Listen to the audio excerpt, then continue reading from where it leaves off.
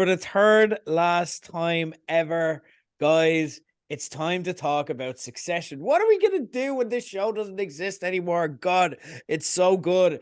America Decides this week, and here to help me decide how to feel about it and with the end in sight is my fellow disgusting brother, the one and only of Pop Cult Pod, which you can find on YouTube. It is Tom Pott. You are very welcome to page 180. We're only 3 weeks left, Tom. How are you feeling? I'm feeling very patriotic. What can I say? I'm donning the red, white, and blue. I mean, what a great decision for America. What can I say? The right guy won, If anyone from Fox News is listening, by the way, I know you fired Tucker Carlson. Just to be clear, I have no morals. Well, no, I have morals. Whatever morals if there's a steady paycheck, I'll believe anything I say. That's the Ernie Hudson philosophy. Not Ernie Hudson. I'm sorry, he's a minority. No, sorry, not him. Okay, Ayn Rand, yeah, her, yeah, I believe in all that, and I'll just do whatever you say, okay? And I know, Jerry, you clearly have a burning question there, because last week we did a pants check. Just to be clear, yeah, I'm going Fox News style. I'm not going to wear any pants. How else am I going to harass interns, I'm loving it. Like, thank God I can only see top half, but what I do see red, white, and blue tie. Love it for the American election. No better way to kind of celebrate. I'm feeling now like we're going to present an election, and yeah, after this week, that makes me kind of sick. Guys, we're going to talk about the latest episode of Succession. If you haven't seen it already, look, it's an episode breakdown. You're going to get spoiled. That's kind of the idea. So be careful if you going any further. Watch Succession, come back if you haven't seen it already. But it's the biggest TV show in the world. What are you doing if you haven't seen it and you're here? Why are you listening to us? Why are we ahead of that? This is a genius TV show, once in a lifetime. We'll still be around. Go watch it, come back, listen to it. If you are going to be listening ahead, don't moan at me if you get spoiled, because that's the gig. What we're going to do is we're going to talk about the episode in full as always. But before we do, as usual, we're going to put ourselves back into the mindset, and we're going to recap the episode America Decides with our alt recap. And it is election day, and leading ATN's coverage is a tense, tired Tom who still hasn't slept. He's getting it in the neck from all sides while wearing dress shoes like an absolute rookie, doing lines with Greg behind a whiteboard, and reacting to the news that it's from Shiv that he's about to be a father, asking if it's a joke, like he's Ron Burgundy being told Veronica Corningstone wants to be an anchor. He was one more touchscreen malfunction away from bombing the ATN newsroom like it was a voting centre leaning Dems. Nobody told Shiv pregnancy was going to be this way. Not only does her baby daddy not give a Scooby about the news or apologise, she's now being shook down by Greg to stay quiet, while everything she pretended to stand for literally burns down in Wisconsin. All while her father's fresh corpse lays with or without a kilt. We're not sure yet, just miles away. So if your missus ever tries to give out about morning sickness, just show her this episode. It can get worse, let me tell you.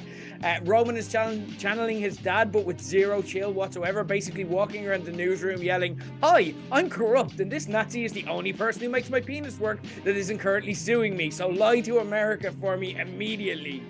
Kendall is being a good dad by freaking out his ex-wife and child by having them followed by a strange SUV and making the world for his daughter of colour significantly more challenging. But Shiv told him he was a good guy, so that kind of balances out, right?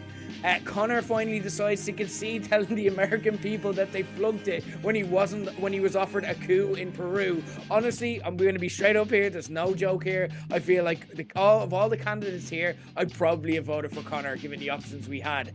In the end, you can Pokemon go to the polls all you like, but we depressingly saw how real power works today if you've got a position of influence and American daddy issues. With the world burning outside because the Roy's dad didn't tell them he loved them enough as a child. In the end, it comes down to Kendall finding out that Shiv lied to him with a fake phone call with Nate and a timely dunk from Greg for him to side with Roman and award the election to Mencken, whether it's legal, truthful or not. But as we know, in America, sometimes that doesn't even matter. America, fucked. Yeah. And the worst part is that this biting hour of political satire is still only about 40% as crazy as November 2016. So if you found this bleak, remember that next year, Trump is running again. And that was America Decides. Tom, we asked for more politics God damn, we got it with an all-timer episode of Succession. The type of episode that made us wonder, why was this just not always the show? Or why don't they just do a separate show where this is the show every week? Absolutely amazing stuff. What was your kind of high-level thoughts of America Decides as an episode of Succession? But let me say first, that was all a joke, by the way. All the right-wing host stuff. But just so we're clear, in case someone's like, "Oh God," it was. First of all, it's a very kind of based on the whole episode, very kind of acidically ironic title, America Decides, and I thought it was very, very interesting. This was the most political episode we've ever got of Succession. It was election night in a major news company. And I think it was strange because, you kind of felt very, I'm going to use a very Americanism here, gross after watching this. Like, you kind of felt like it needed a bit of a shower because it had that thing where the line wasn't even blurred between kind of reality and fiction here. To me, it just, this is how it happens. This is too real for me. I think also in that way, perhaps you could throw some criticism at the episode in that it kind of felt like we all knew where it was going based on recent events. I think basically if this had come out before the last two elections, say, it would have been like, God, can you imagine? Oh, but now it's like, yeah, that's totally how it happens. Yeah. And I think also you can possibly say that if you were going to critique it again, and I'm being very, this is very, what's the word I'm looking for here? Nitpicky. But it feels like they knew where it was going to end up, and then they kind of worked back from it. So I know some people have said oh, well, basically the siblings getting a disagreement, and it's like, well, fuck democracy then. Yeah. But I did think it was a very good episode. It's a fascinating that we're so close to the end, and I'm still not entirely sure where it's going. Yeah. And it's that kind of thing where I'm like, why is this the last season? I don't get it. I kind of feel like there's so much fallout that could happen from this that we're not going to see. But I really enjoyed it for the dynamics, and again, felt a little bit disturbed and disgusted actually watching it as well. So I think that's good. I don't know. Yeah, it's true. And I spoke earlier on in the show this week about Bel-Air and how shows like that, Ballers, and indeed Entourage, our favorite show. Yeah. Portray wealth and power as kind of aspirational, while Succession shows the nice things, but in the end, like you said, it leaves you feeling that little bit gross. Do you know what I mean? That little bit dirty, that little bit, I need a shower. Is this actually what people want? This for me was the pinnacle of that. You know what I mean? You have these people who have got everything they want, and yet they still want more. Their hunger is insatiable. They will not stop at anything not to get what they want without ever stopping for a second to check their privilege. Even the bits of the episode where we're supposed to fear for the characters, like Shiv, do you know what I mean? Shiv, the world is ending. It's like the world is ending, but you're still a billionaire who has every home comfort and will never be actually impacted by Mencken in any way whatsoever. And to be honest, you've also shown that you'd be right wing as fuck if it paid right, and if it got your dad's approval. You've shown that you'll sell out everything you believe for. So, and even then, you feel like she's one of the good guys in a bastion of hope. Never mind Kendall and Roman. It's like you've literally done the thing. You've got to the top of the top here, and you cannot stop yourself from acting spoiled and dejected at the possibility that you mightn't get what you want, and you have to literally watch the world burn and make up excuses or kind of rationalize throughout the episode so you get everything you want. It was disgusting. It was uncomfortable. It was riveting. It was brilliant. And I hear what you're saying about it being almost a critique that you could see what it's going. But I think what Succession does really well, sometimes predictable doesn't have to be necessarily bad. And I think I've never seen it done so well. I never see, we've seen political, but usually you see Cloaks and Daggers, you see hidden meetings, you see kind of, where people are saying I'm corrupt and stuff like that as well. Let's do a coup here. Let's do that. I think what we've learned, but we've never actually seen portrayed before this, was that actually the power players in the world aren't being corrupt. They are acting with what they think is impunity, but also telling themselves that they're actually right for it.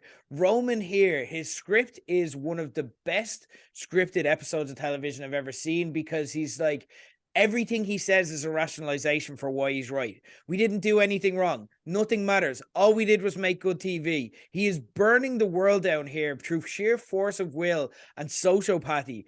And he's just telling himself he's right constantly. And we've just never seen that. And that's something that I think makes Succession stand out. And the fact that we saw through characters that we know and we care for, and we've built a connection to, whether we like them or not, was so much more effective. And again, it's like, this could have been an entire show in itself. You know what I mean? And Succession is such a good show. It's such a meaty show because you could take about 10 different subplots and just say, why isn't that the show? Why isn't this the show? Why isn't that? And but I also agree with you where it's like, why is this ending? You're literally, you could do 8 series of this and it still wouldn't get old. You know, you're not even close to running out of ideas. There's so much extra stuff here that you're leaving on the table. But also, it's leaving us with 10 out of 10 episodes. That's kind of the thoughts of the show itself. But now I want to get into the characters and the stories and where we think it's going to go and how we're seeing the lay of the land. Let's check in on power rankings. And it's getting very difficult now because everything is becoming very murky. And it's just really, they're jumbling the cards up every episode. But where do your power rankings sit after this? These power rankings, I have no idea how to even do this anymore because it's like, it feels like everyone is just free falling down the power rankings. Like I don't even know like how you rank them anymore. It's like Shiv's baby for being acknowledged it existed. Like it's coming into a pretty privileged standpoint. So yeah, that's a good show. That's true. Yeah, I mean, like I don't know. I don't think anyone looked good out of this episode. I think there was like a brief moment where you could have made an argument for Kendall, but I feel like he really lost any humanity by the end of the episode. So it was like, they're all awful people. I mean, I would say who got the bottom the fastest, if we did our power rankings and reversed them, would be Roman. I mean, Roman is a character that like, it's disarming because he's a horrible person, but he's also pretty funny that we're kind of like, yeah, this guy. This week it was like, man, they just flipped the rock and we saw he was just this alt-right 4chan douchebag that didn't care about anything and just kept pushing all that. Like it was nasty. Like, I mean, and I've kind of flip-flopped on Roman because it is such a good performance and he is so funny that now I'm just like, I don't think they can ever win me back with that character. I hate him. Fuck him. I hope he gets nothing coming to him. Even like Shiv, again, like we talked a little bit last week about how the political ideologies of all the characters is very much subject to change. And really this episode, it was like, we had Roman being on the right, Shiv on the left, and Kendall somewhat in the middle. And it wasn't because of his real political ideologies. I think it was more like, which sibling do I side with? You know, like he was like, even when he talked about Mencken, it was, oh, that's Roman's guy, you know? So really, like, I don't know how you can make the argument for really any of them to be better off this week. Shiv just really showed herself to be someone who is a selfish, couldn't give a shit person. Like she kind of enters the show as this kind of liberal character. She was only doing it for her own interests. And like I've seen people online, because, you know, she's being one of the sole main female characters in the show, there's kind of a girl boss energy. And you're like, no, she's as bad as the rest of them. And like people are like, she's a hero, she's standing up for the left. And it's like, yeah, but why is she doing that though? You know, let's examine a bit closer. So I don't know. I mean, Shiv's baby went up. Whoever the guy who got wasabi in the eye, you know, yeah. I mean, just because, you know, he was like, I'm actually disgusted and this is awful. So I'm like, yeah, fair enough. Yeah, at least he acknowledges how awful the situation is. I feel like that would be me if I was there, getting wasabi in the eye and La Croix, fancy lemon water in the eye to wash it down with. So, you know, that was about it, really. Amazing moment. Grim rankings this week. It's interesting, yeah, because you are kind of looking at it like that. And for me, when I look at to take kind of your tact for a minute, like I get almost more angry at the likes of Shiv and Roman because, yeah, we do see these sides where there's aspects of them being decent people at times. Like you think of Shiv and you do think there's like she fights for what she believes. She does have a moral set, but then she chooses to go against it when it suits her. And that makes her almost worse because it's like, you're intelligent enough to know better. So this is just a choice. Do you know what I mean? Roman is like, similarly, we see him like even earlier in the season, we saw him as the one person taking sympathy with Kerry, who was just in a genuine sympathetic state, in total grief. Her life has been destroyed. Everyone's laughing at her as she humiliates herself, and Roman's the only person who asks her if it's okay. But then, yeah, he chooses to be this person. So that makes it more unforgivable when it's like, you could just be a good person. There's nothing stopping you. Your life will remain totally privileged no matter what you decide to do. So why not choose to be good? Kendall is the only one I feel has a bit of excuses, because he just seems so traumatized constantly. Do you know what I mean? That he just he's a permanent child. Do you know what I mean? That it's almost like you can't hold it against him too much, because he's just so fucked up from what he's gone through. But in terms of like the halls of power, Greg for me has soared to there or thereabouts. Like Greg is like, I don't know where my power rankings are in terms of like if I had to do 1, 2, 3, but he's probably top 3 now. Taking out like, Shiv, taking out Darwin with the wasabi, being the person to call the election, and also just handling the Roy's. Like amazing, Greg. I swear to God, right? One of my notes this week for Greg was just like, I think we're getting very close to the moment where it's like, and who has a better story than Greg the Egg? You know, like he's like climbing his way to the top just through total. It's everyone else is stupid, and he's just sliming his way up there. Like it's insane to see. The Gregory, the cousin Greg story. It was also a big episode for me for Connor, who again seems to profit from any self-acceptance. Shiv and Tom continue to kind of reap what they sowed from their argument last week, as Shiv's only moves left is to get in bed with the walking sex pest who doesn't even want her when push comes to shove. And Tom might be going back to jail if kind of the reports from PGN, the company, by the way, that his like ex-wife just agreed to buy, reporting on him like is anything to be believed. Kendall and Roman look on the face of it to be walking tall, but again, there's like they're stepping all over people who have shit on them. Like there's a dead waiter out there, there's old dick pics, and they put bullseye on their chest. They just don't seem to care. They just like, again, for everything that they're doing, you have to remember that this is happening in such an incredibly short space of time. Logan hasn't been buried since he died 4 episodes ago. So like this is an incredibly short period of time, and I think they're just literally riding their downfall. It is like you're talking about like something like when you look at, say, The Dropout, or when you look at like the I can't remember the story, where like again these kind of rags to riches stories, the billionaire tech guys who are geniuses who have massive downfalls, like that seems like the direction they're going anyway. It's interesting, but it's a huge swing. Mencken is in power. Matsson even was like the guy who sends his blood to his employees, was like, this is crazy. And he seemed legit. This wasn't a play, it was just an observation. What do you think the consequences are going to be of this huge swing to make it? And there has to be some consequences here for the guys to deal, or just what's going on in the world. It's hard to not kind of pull something from the headlines, or just assume that we're going to get stuff that kind of happen in real life here. I mean, it's what actually, like, come back to the character of Kendall. Kendall is a character that is really fascinating in the last 2 weeks, especially for me, because like, I mean, I guess first of all, I mean, if there is a main character Succession, I think it would kind of be him by proxy. Like he's, you know, the show is called Succession, and he's the heir apparent in the very first episode, and a lot of the stuff has been built around him. And I kind of feel like this episode, an episode where he should have kind of shown some leadership, and he was so passive in this episode. Like he was just like a ghost for the whole episode until the very end.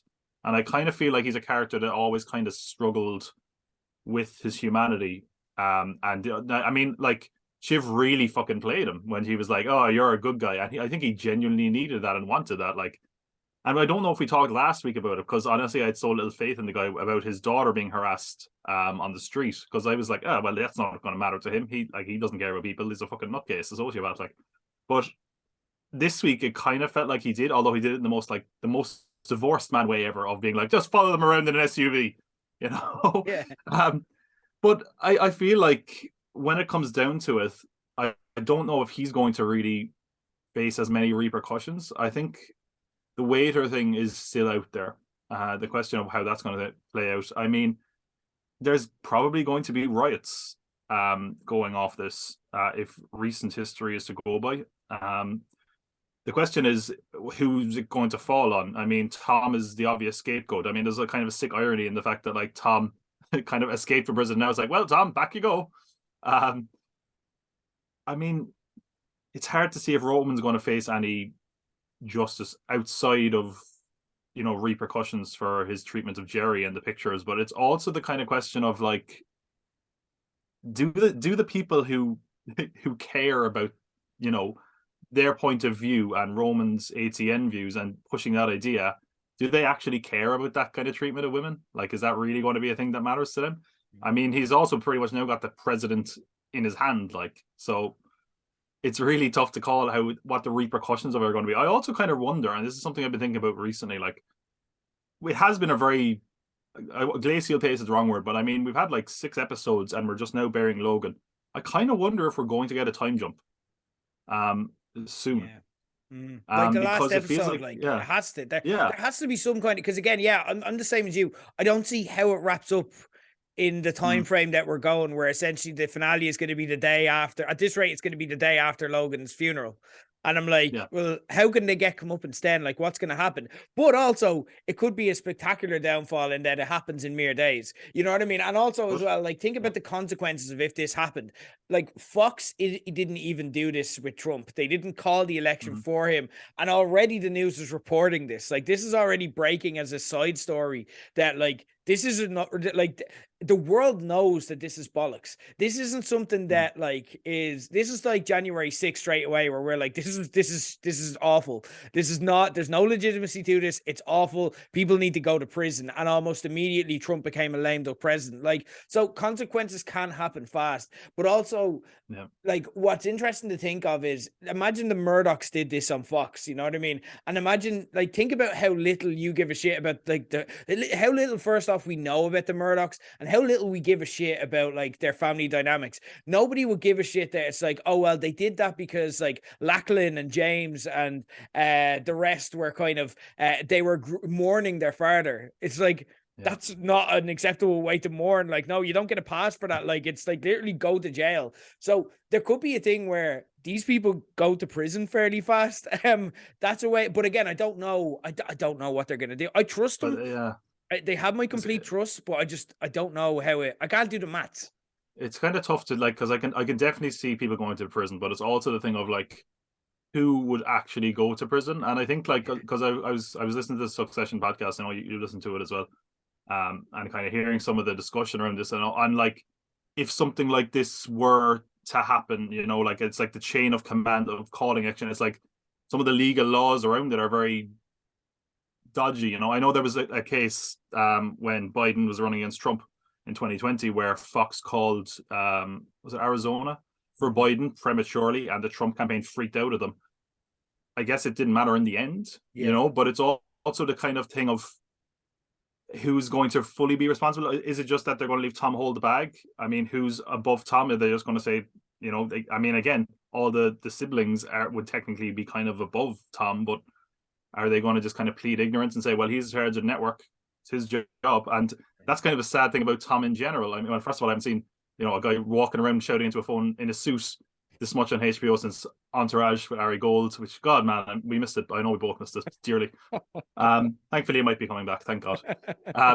But it's that thing where, like, Tom was so tragic this weekend in such a lame way, because, and I kind of wondered last week if he was going to try to tear it all down, and he kind of gives that advice to Greg. Can't follow himself. He's like, you know, why it's like a bottle of wine. I have the quote here somewhere where it's like, it should be, you know, stored, and it should be, where have we got it now?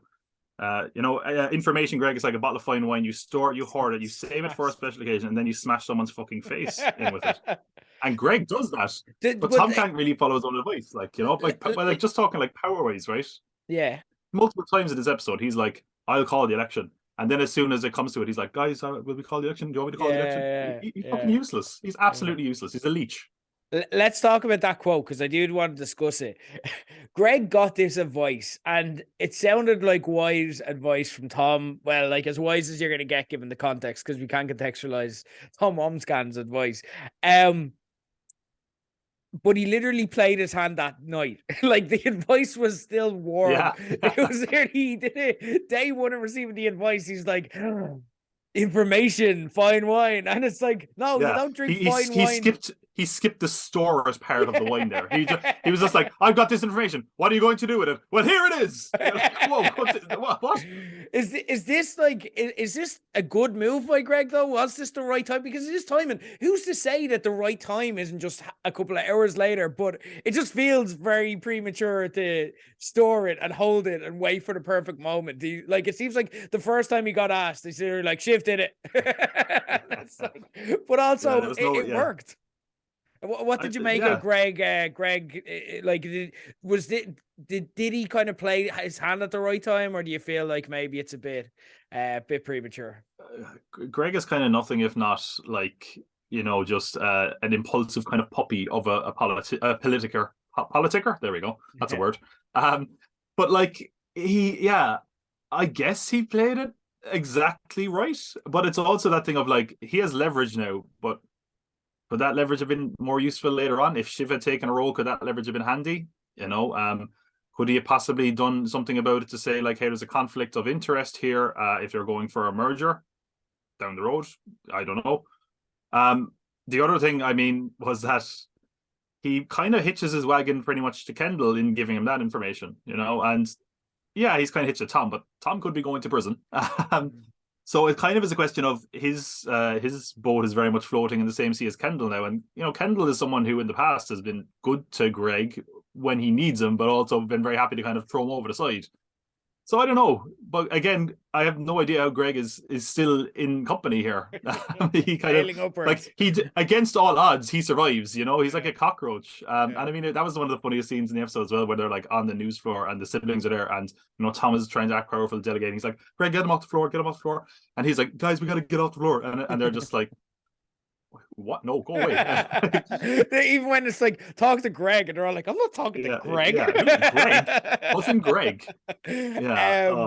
Shiv told Tom she was pregnant. She dropped a bomb in this episode, and it went down like, well, she just hadn't told him she was pregnant. It went down like nothing. He no-sold it completely. To his credit, he was high on cocaine and that whiteboard stuff as well. Amazing stuff.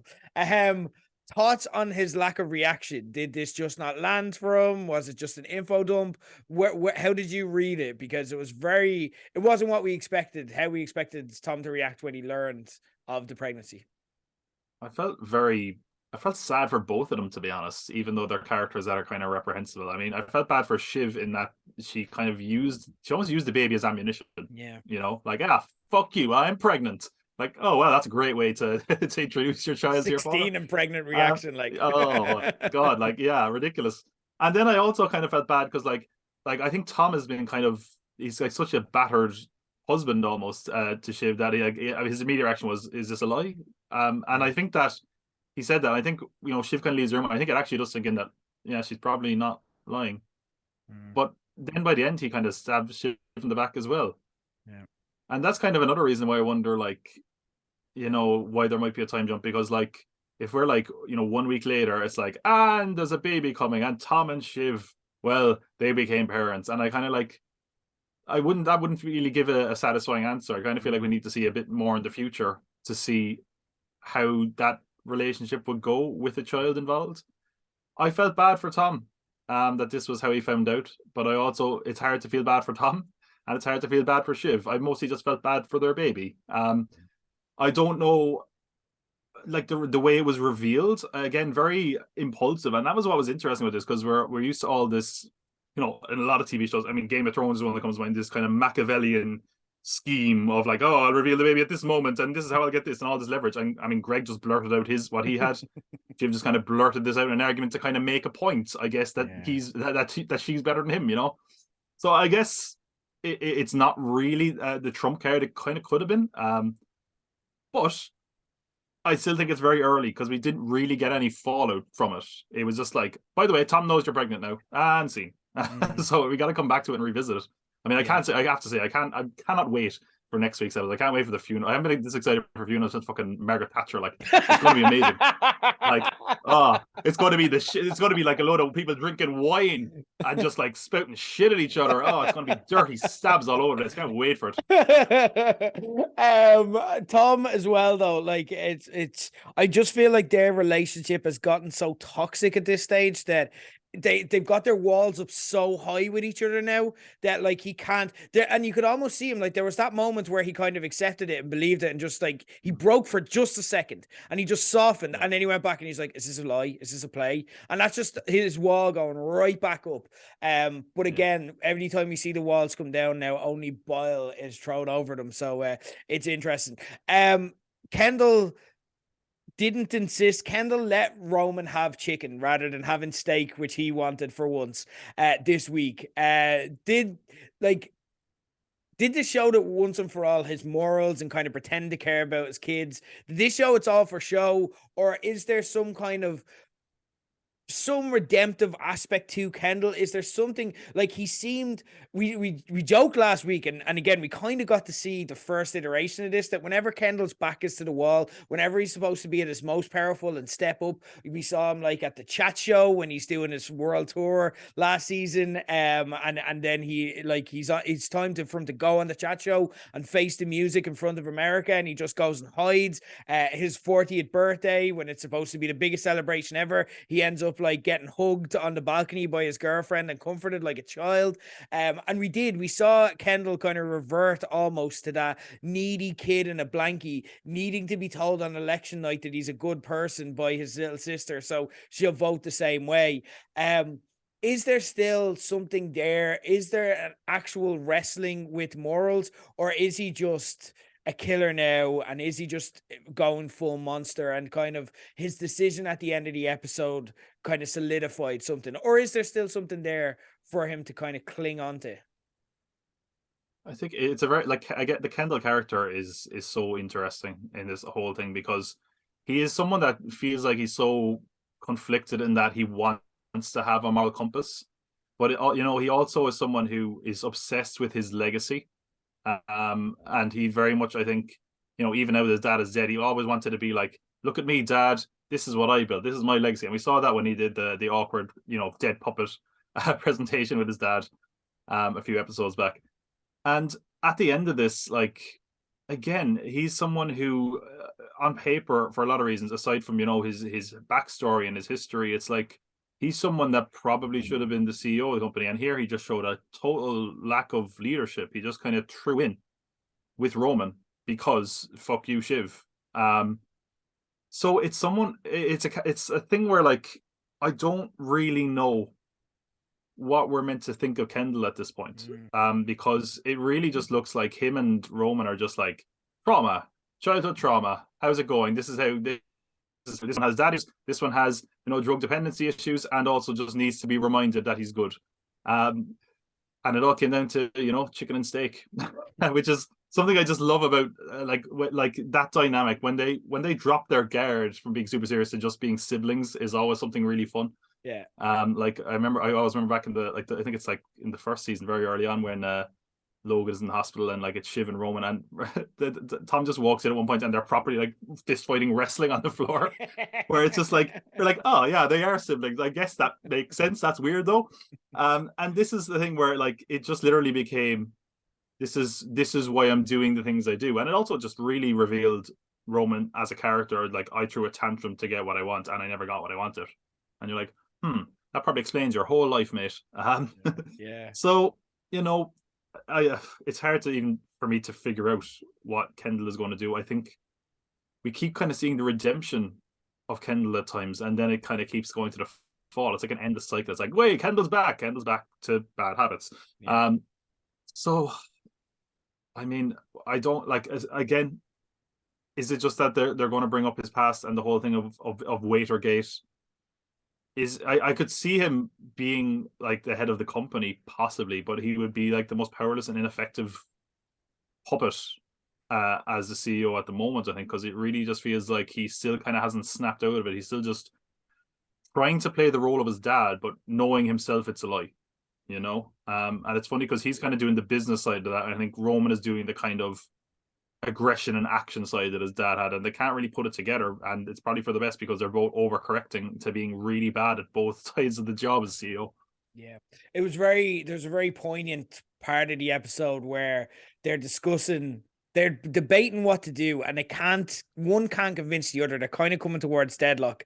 And then Roman immediately, I've seen him do this a few times. What would Dad do? What would Dad? They constantly keep going back to that. And it's like, you never heard Logan ask himself, what would my dad do? You know what I mean? Like, again, these people are great because they are the person that people model themselves against. So if you're modeling yourself against someone, you're obviously not great, and you're the opposite of what that is. So, but they don't have the self-awareness or the introspection to be able to kind of see this. I want to look at Roman now as well, because look at this, read this list. Trying to defraud shareholders by flunking the deal and admitting it to their acquirer during negotiations, firing 2 women employees unfairly on a whim, one of which he has a history of sexually harassing, and psychopathically subverting democracy just because he could. This reads like a rap sheet. It reads like just a list of crimes by a criminal mastermind, but it all is just a few days of grief for Roman Roy. The thing I'm wondering now when it comes to Roman is the story of, like, is he going to get his comeuppance? Because it feels like he is just digging and digging and digging, and yet he seems to be keeping in power and continuing. Like, again, he went from, like Jerry giving out to him about like not being able to fire the studio executive. So he fires Jerry. Again, he's admitting we should probably roll back on this. There's going to be consequences. But now he's just picking the president because he can, and winning the sibling argument.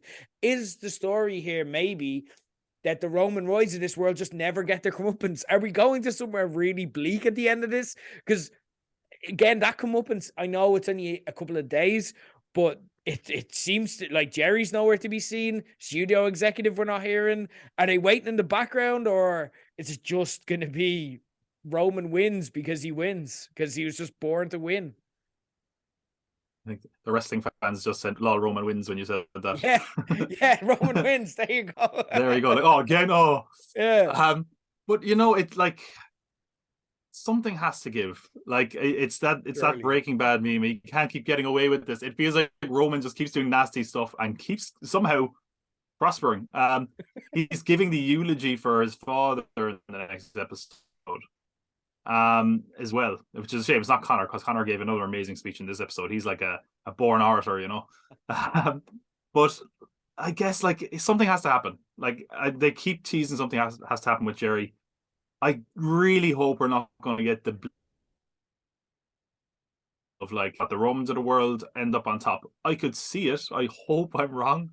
As you were reading out that list of rap sheets, I was like, well, there was another guy with kind of stuff like that, and he became the president. So it's like, oh shit, right, okay. But I don't know. Like, I mean, he's someone who, like, aside from the picks with Jerry, it feels like he could easily kind of shake off a lot of the stuff against him, or pin it on someone. I mean, at the end of the day, I think people always kind of knew he was an unlikable. I suppose the public perception of Roman, if there was one, was that it was like, he's unlikable, skeezy piece of shit. So I don't know. It would have to be some pretty serious dirt. I kind of wonder as well, almost like the whole Jerry thing, to a certain degree, could be quite tame by modern standards when we hear these people outed. Is that enough? Would people care if it's just one allegation? Yeah.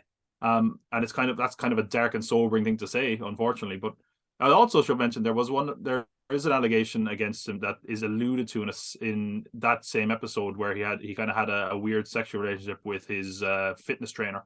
Maybe there's more of them. I don't know. Maybe they're just kind of waiting in the wings. But either way, it's like, he seems uncomfortably bulletproof at the moment. And I really hope that's not true, because I really feel like they've made him such a villain after this episode. Like, I feel like anyone that liked him was actually like, oh God, he actually is really, really awful after this episode. That they have to give us something. Something has to stick to the guy. They have to stab him in the back somehow. Yeah, but again, like you say, that just doesn't feel like either the America that we are used to or the world we live in. And this episode, more than anything, showed they will show us the bleakness of the world we live in, because again, that kind of stings more. And I think I looked at shows like excellent shows like Better Call Saul, which recently ended, and we spent all of Better Call Saul going, oh, I hope him and Kim get back together, and then the end of it is like, no, this is a horrible person. This person deserves consequences. Like, this is what would really happen to this person. And I kind of feel like, in us looking for these guys to get their comeuppance, that's kind of the Saul and Kim happy ending that we're kind of seeing. But again, I just don't feel like that's realistic and true to the characters of the world. So I'm not 100% sure. I think there's a world where they just get away with it. And that's the saddest, most depressing part. I think that's kind of probably the problem with with the ending right now in general is no one seems to have an idea where it's going. It feels like there's so many things up in the air that could play in, and there could be kind of some red herrings thrown in there as well. Yeah. But I'm also just thinking like, I don't think there's actually like there's no happy ending here. You know Yeah. what I mean? Like there's Yeah. no like because at the end of the day, let's say the fucking horrible vampire technology man buys buys the fucking company. Oh yay, he's the head of a company. Oh great. And he doesn't buy it. Oh, okay. I guess the horrible people are also going to run a company. It's like there's no kind of fairy tale ending here.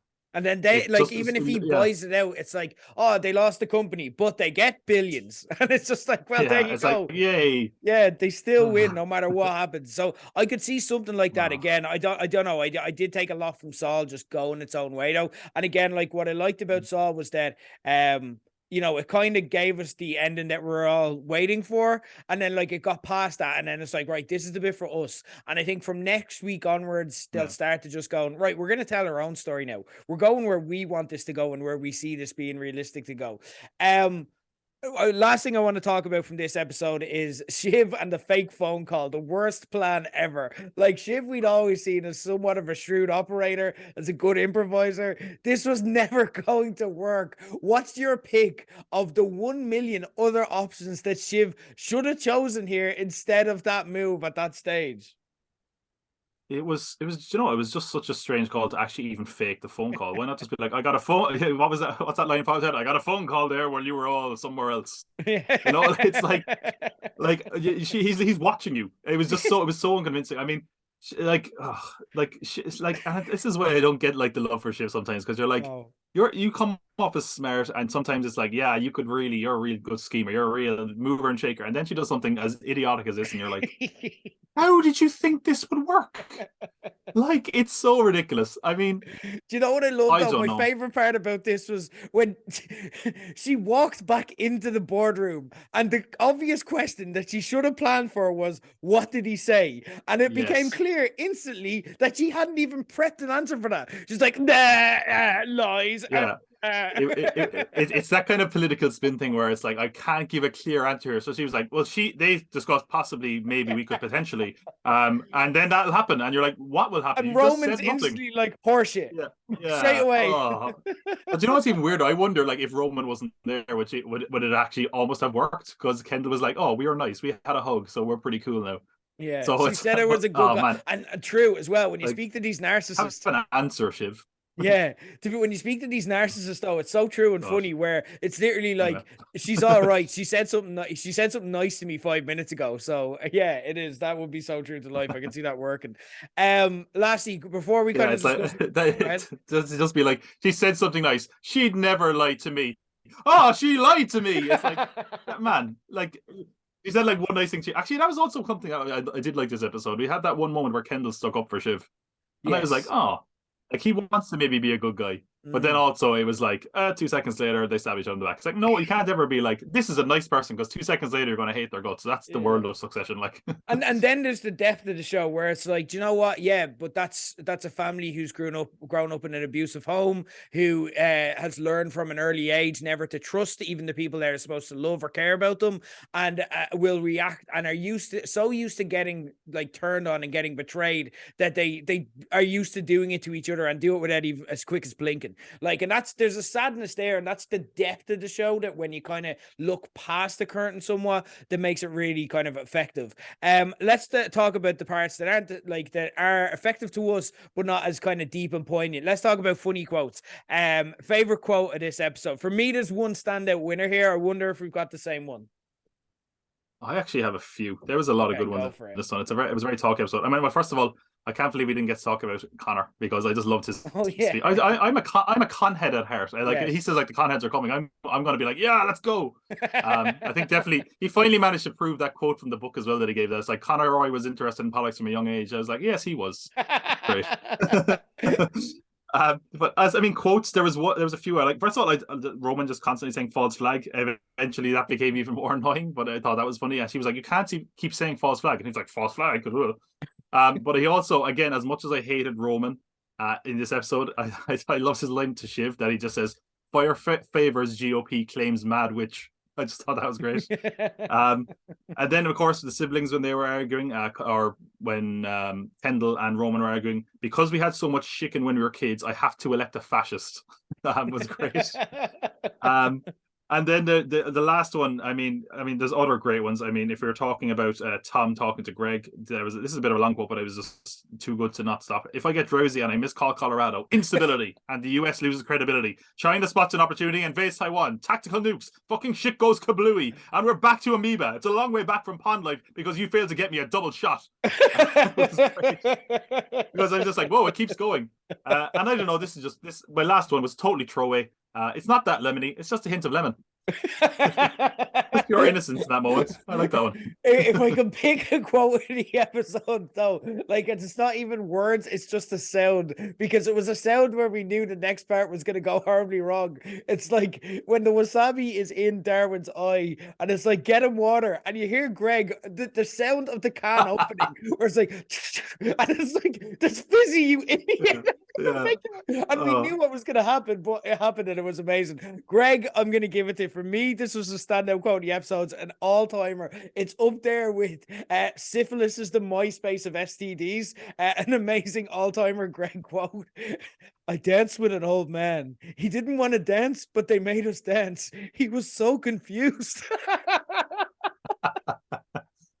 Oh. It just those moments of levity to get us through it. Like, you can just see it though. They don't need to show that. You can just see it from Greg saying it. It's amazing. Yeah.